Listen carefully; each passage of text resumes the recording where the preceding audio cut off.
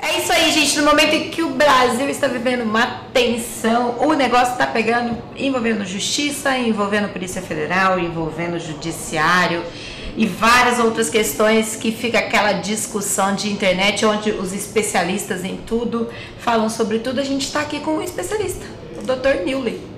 Tudo bem? Tudo Seja bem? bem-vindo, apresente-se aí. Eu sou advogado e venho aqui muito contente por causa de você, né? Gosto muito do trabalho que você realiza, do trabalho que o Estado de Mato Grosso do Sul tem feito e estou pronto a responder as perguntas que você me fará a respeito daquilo que eu posso, obviamente, falar. O grande questionamento é o encaminhamento judicial dessa questão política da Dilma.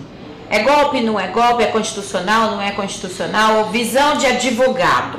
Vamos lá. Olha, a minha visão de advogado coincide, obviamente, com a visão do Supremo.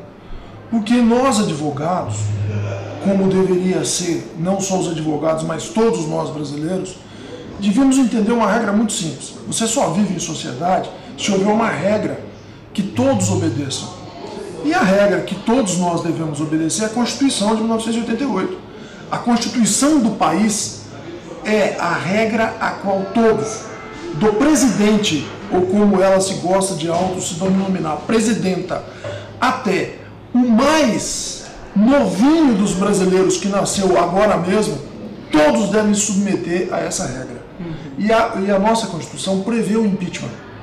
O que na verdade se discute, e isto é uma questão política, o judiciário não pode nela se imiscuir, se intrometer, é se há ou não razão para haver impeachment. Mas o impeachment é um processo político. Embora a sua armadura, a sua parte externa, o seu procedimento seja regrado, né, tem etapas, é preciso respeitar prazos. Né? Quem julga se a presidente deve ou não ser afastada é o Congresso. E o Congresso julga num viés político. Então, essa decisão, por mais que desagrade uma massa ou agrade outras, ela é uma decisão legítima. Legitíssima, não há qualquer reparo a se fazer. O que poderia se fazer reparo e dizer que é golpe é, por exemplo, se não respeitando o procedimento do impeachment, né, se apeasse a presidenta ou a presidente do palácio. Mas não é o caso. Tá, Newley, então nesse sentido, vamos regionalizar o que aconteceu em Campo Grande, porque de impeachment, de saída, de instabilidade política, a gente tem é o mesmo processo. A cassação da Câmara foi legítima. A cassação da Câmara foi legítima, absolutamente legítima. O que na verdade fez com que o Bernal retornasse foi um controle que o Judiciário fez quanto à forma. O Judiciário entendeu, e é preciso entender hoje, que o Bernal está lá ainda por liminar. Né? Houve o ingresso de uma ação popular. Esta ação popular é que mereceu uma liminar, não foi julgada ainda. Então veja, o que o Judiciário pode controlar é a forma, mas não o conteúdo. O Judiciário não pode anular o processo de cassação do Bernal dizendo que ele não cometeu aquela infração pela qual ele foi julgado, mas pode anular o processo dizendo que alguma fase dele foi feita de modo inadequado, não respeitando a lei. Entendi. Então, assim, o processo político não pode ser confundido com um processo jurídico. Com um procedimento. Não é? Porque, na verdade, deixa eu te dizer uma coisa, né? É muito simples para quem estiver aí nos vendo entender. É como se só valesse entrar nesta sala por aquela porta e não por aquela. Compreendeu? Então, bom, mas você está aqui dentro, sim, mas você não vale você estar aqui dentro, você entrou por aquela porta e não pela que poderia. Quer dizer, é uma coisa de forma. Isso o Judiciário pode controlar em qualquer processo administrativo, político ou judicial.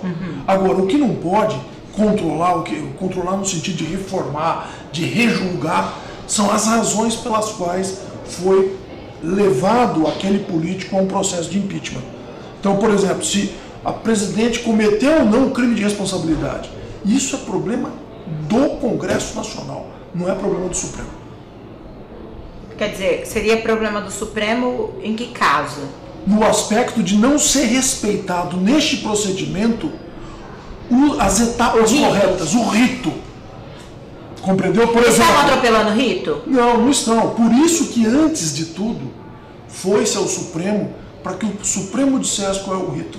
O que o Supremo disse é como é que se desenvolve, se o voto é aberto ou secreto, qual é o prazo de defesa, como é que se compõe a comissão que vai analisar a denúncia, que é o impeachment. Compreendeu? Este é o rito. Agora, sobre o que o Congresso vai se manifestar, que é julgar se a presidente cometeu ou não um crime de responsabilidade fiscal, isso o Supremo, depois que o Congresso disser sim, o Supremo não pode dizer não. E depois que o Congresso disser não, o Supremo não pode dizer sim. Ou seja, porque a quem compete o julgamento do presidente da República nos crimes de responsabilidade é o Congresso e não o Supremo. Não há recurso da decisão do Congresso para o Supremo. Então, quando a gente foge dessa regra de tipo falar assim, o Congresso está errado, que é o legislativo, né? Ou Sim. a Câmara está errada, ou se fosse Sim. um processo dentro de uma Assembleia Legislativa, a gente está indo contra a democracia, porque foi todo mundo eleito democraticamente. Sem dúvida. Agora, tudo tem rito, tudo tem procedimento, então é preciso observar os prazos.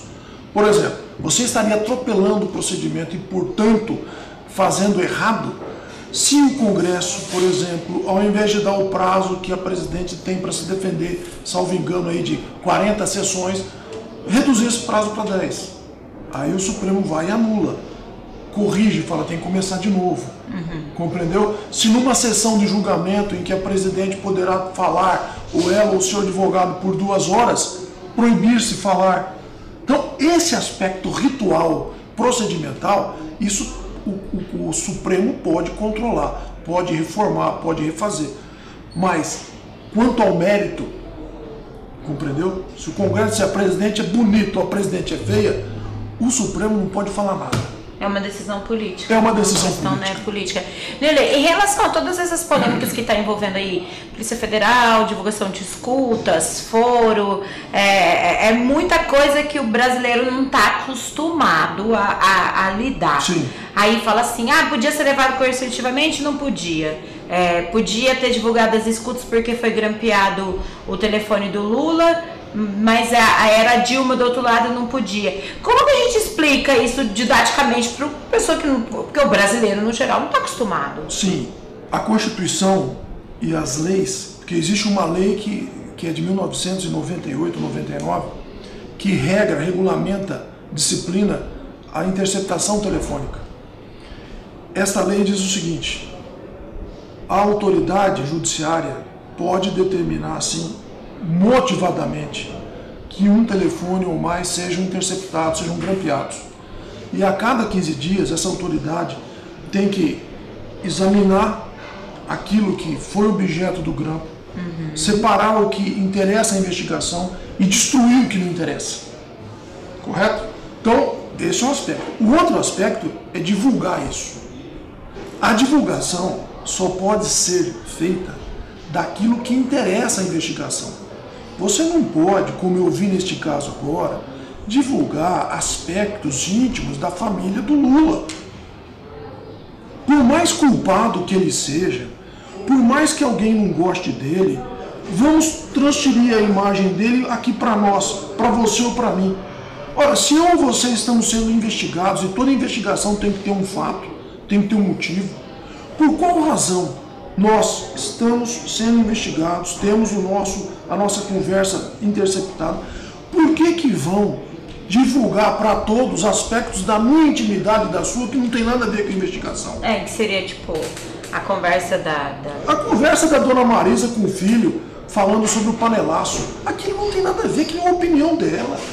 E assim como eu acho que a lei é para todos, é para o Lula também, é para a família dele. A gente viu isso, né? Parece que é um filme repetido pro Campo Grandense, né? Porque Sim, a Adna e a Coffee Break também. teve vazamento. Não, veja bem, há uma diferença, né? Vazar significa revelar aquilo que está sob sigilo. No caso do Lula não houve vazamento, porque o Moro, ele retirou o sigilo. Podia ter feito isso? Podia. Onde está o erro? No teor. É que ele revelou coisas que diziam respeito a intimidade do Lula e da sua família, que não tem nada a ver com a investigação. Entendi. É só isso. Agora, você diz é só isso, mas isso é muito importante, porque diz com a intimidade. Você imagina quantas vezes no telefone você fala no dia a dia? Você imagina isso ser publicado todos os dias? Sim, todos devemos, né? A gente brinca, porque na verdade é a história do quem não deve não teme, mas todo mundo precisa ter, até por uma questão de preservação, a sua intimidade resguardada. Não, a gente que trabalha nesse meio, assim, eu até brinco com isso. Eu falo que eu tenho medo até de conversa íntima com meu próprio marido, porque eu não sei se alguém vai estar me hackeando ou me interceptando. Mas você gostaria? Né? E aí soltar isso daí, que é uma coisa minha. Exatamente. Eu acho que todos... Ou reclamar da sogra, ou sei lá, então, como meu marido reclamou. Pois é, então veja, o que eu acho que nós temos que entender é o seguinte: quando os juristas, os advogados, dizem que o Moro errou ou se excedeu, é neste aspecto. Eu acho que o Moro está agindo muito bem, mas nesse aspecto específico eu acho que ele se excedeu. Né? Porque ele devia, antes de revelar todo o teor das conversas, separar e só revelar aquilo que era interessante para a investigação, preservando o recato, a intimidade de uma família. Qual é a consequência que isso pode causar dentro do processo? Nenhuma. Dentro do processo não. Isso, quando muito, pode causar, se o CNJ entender que deva apurar, é uma espécie de não digo punição, mas o Moro ser chamado a responder a um procedimento administrativo por quebra de um dever judicial. Agora, qual a consequência que isso pode causar em relação à questão de opinião pública ou mesmo assim de desinformação para o público, de repente, não, agora tudo pode ou tal? Isso é muito complicado e é muito perigoso, né? Porque veja, se uma investigação que chama a atenção do país, que é de certo modo controlada pelo Supremo, você tem esse tipo de abuso, o que dirá nas investigações nas escalas de poder inferiores, como por exemplo nos estados, né? A polícia de uma cidade, né? Quer dizer, se o Moro e o Supremo convivem com esse tipo de abuso, o que será de nós, pobres mortais, né? Cidadãos comuns, se formos sujeitos a uma investigação? Ou seja, a população em geral tem que se preocupar da preservação de direito, tanto faz se for o Lula ou se for o Zé das Couves. Por quê? Porque todos nós podemos, amanhã ou depois, ser sujeitos de uma investigação, ou objeto, como queira. Né? E todos temos, ainda que o pessoal reclama muito dos direitos humanos, que bandido. A questão, esquece o bandido, esquece o mocinho. Você tem que observar o seguinte: nós estamos numa sociedade, a lei nos preside, e a lei é única para todos. Essa história que eu estou dizendo aqui, isso que eu disse, do excesso do humor, não sou eu que estou dizendo, é a lei que diz. A lei, em todas as letras, diz que aquilo que não for objeto da investigação e for captado nas interceptações, não é pessoal, tem que ser destruído. É o que a gente sempre diz, não é pessoal, não é nada pessoal, é uma coisa legal, legalista. Nós temos que ser assim. É uma coisa legalista. Trazendo de novo para essa questão da regionalização, a gente vê dentro do processo político uma condenação pública. A gente viu isso daqui em Campo Grande, em relação à Câmara Municipal e aos vereadores, um processo que ainda está em curso. A gente está vendo isso nível nacional, em processos que ainda estão em cursos, onde a gente vê a Dilma sendo... Eu ainda não sei qual crime que a Dilma cometeu no geral, né? Mas a gente vê um processo de criminalização e de condenação pública dos políticos. No que você, assim, não é remete, mas como que você enxerga isso como advogado? Eu acho que o Brasil, a sociedade brasileira amadurece e busca a ética em todas as esferas, inclusive na esfera pública. Ou seja, não se permite, não se admite mais a política do toma lá da cá, o simples fisiologismo, não é? Você lembra que o Maluf, durante certo tempo, foi conhecido como rouba mais fácil. ou seja, faz, então pode roubar. Esse licenciosismo, né, é que a população hoje não quer mais. Eu penso que, na verdade, atrás dessas manifestações, Lula e Dilma são simples representações, simples emblemas. Na verdade, as pessoas não são contra especificamente Lula e Dilma, os políticos. Eu acho que as pessoas são contra este modo de fazer política, né, de lotear cargos no governo para que os partidos se abasteçam daquilo que os cargos possam dar, confundindo o público com o privado e fazendo a política em prol deles, em prol de um projeto de poder, de uma oligarquia, e deixando o povo à margem como mera massa de manobra. Então, na verdade, eu acho que hoje, pelo menos é a minha visão, o que hoje ocorre é isso. Antes de se dizer morte a Dilma, morte ao Lula, no aspecto político, né, obviamente, o que se quer dizer é morte a este tipo de fazer política, a este tipo de fazer contato com o povo. Você veja que esses dias a gente teve aí o enterro da carreira política do Dagoberto, para falar de um aspecto muito nosso aqui regional. Isso, na verdade, me parece que traduz este pensamento que eu acho que muita gente tem. Né? Eu acho que nós estamos superando essa personalização e buscando um modelo que seja um modelo ético, legal de fazer política, de exercer o poder em prol do povo. É aquilo que a Constituição diz e que a democracia, na sua essência, lá na Grécia, já queria dizer. O governo deve ser do povo, para o povo e pelo povo. De modo que as pessoas que almejam o exercício de um cargo público, elas têm de agir com ética e em prol daqueles que ela representa, e não em benefício próprio. Entendi. Assim, ou seja, quando alguém fala, é golpe, há o argumento de que realmente está tudo ali. Não é golpe. Você agora mesmo disse que não sabe o crime que a Dilma cometeu. Eu não sei se ela cometeu o crime, mas o fato é que as acusações que constam na denúncia que deu origem ao pedido de impeachment falam de crimes, em tese, chamados de responsabilidade, como as chamadas pedaladas fiscais. Como, por exemplo, o que são as pedaladas fiscais? Né? São manobras que foram feitas no orçamento, onde o executivo jogou verbas para onde ele queria, sem a aprovação do Congresso. Descobre um santo para cobrir o outro. Exatamente, né? É o tal do cobertor curto que a gente sabe que existe. Tipo a dona de casa, pra senhora entender, né? A senhora tem a conta de luz, a conta de água, a conta de telefone para pagar, e a senhora tira para pagar... para fazer uma fezinha na loteria. Vamos dizer assim. Né? Então, tá combinado, vamos pegar R$300 para pagar essas 3 contas. Aí no caminho você foi pagar na lotérica, falou, eu vou desviar 50 aqui para fazer um joguinho da loteria. Se ganhou, bem, né? E se não ganhar? Como é que vai ficar? Então, na verdade, é isso. Fica alguma conta descoberta. Ficou descoberto. Então, é mais ou menos, não há nada pessoal, né, no aspecto assim de dizer a Dilma pessoalmente fez isso, fez aquilo. O que, na verdade, se diz é que ela, enquanto representante do Poder Executivo, desrespeitou a lei, teria cometido em tese um crime de responsabilidade e por isso se sujeita ao processo de impeachment. Se o Congresso entender que ela cometeu, ela vai ser cassada. Ainda assim é uma decisão política. Ainda assim uma decisão política. E qual que você acha que vai...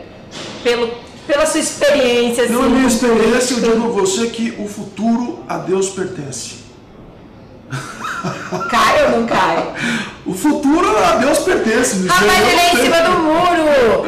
Deixa eu te fazer uma pergunta. Deixa eu te fazer uma pergunta. A questão de realmente, eu não tenho um oráculo, não tenho uma bola de cristal, e a política é uma coisa extremamente dinâmica. O PMDB esteve com o PT durante quantos anos? 12 anos. Desembarcou hoje. Não sei se pode embarcar de novo amanhã. Se a Dilma conseguir apoio político, ela reverte a possibilidade do impeachment. Então, se a Dilma não for Bernardo... Opa, não pode falar isso. Quer dizer, é uma questão que realmente está fora de um aspecto de opinativo. Né? Você, como um operador do direito, desculpa te chamar de você, né? Mas aqui. Mas imagina. como Nós temos a operador de mesma idade. direito. Você é a favor do ensino da Constituição Federal nas escolas? Olha, quando eu estudava, estudava no primário, na minha época era primário e ginásio, né?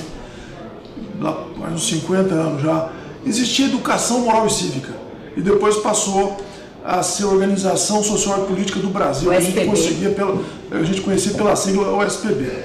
E ainda na faculdade existia o estudo de problemas brasileiros. Eu acho isso fundamental, né? Porque você desde o começo ensina a criança que ela vive em sociedade e deve respeitar a lei. E é importante então desde aí que ela saiba quem eleger, porque quem ela elege é que vai fazer a lei que depois ela vai ter que respeitar. Eu acho fundamental o ensino de alguma matéria que ensine a criança desde cedo a respeitar a lei e o país em que ela vive. Para quem não concorda com a lei, para a gente encerrar, eu não concordo com a lei do jeito que ela é, qual que é o melhor caminho? O melhor caminho é você buscar junto à representação política, porque quem pode, a lei, se ela é constitucional, ela não pode ser declarada inconstitucional pelo Supremo. Ela é constitucional, mas ela é injusta. Vamos supor, né? Tem uma lei que diz aí que você tem que pagar um IPTU de 10%. Isso não é verdade, é menos, né? Mas é injusto, isso é injusto. O que eu vou fazer? Eu vou me movimentar junto à sociedade, junto aos representantes que fazem essa lei, que são os vereadores, forçando eles a baixarem. Compreendeu? Porque a lei do IPTU, o prefeito manda para a Câmara aprovar ou não. Se a Câmara aprova, eu estou dando uma explicação aqui, exemplificativa, obviamente, genérica, mas para a gente se fiar numa coisa que todo mundo aqui entende.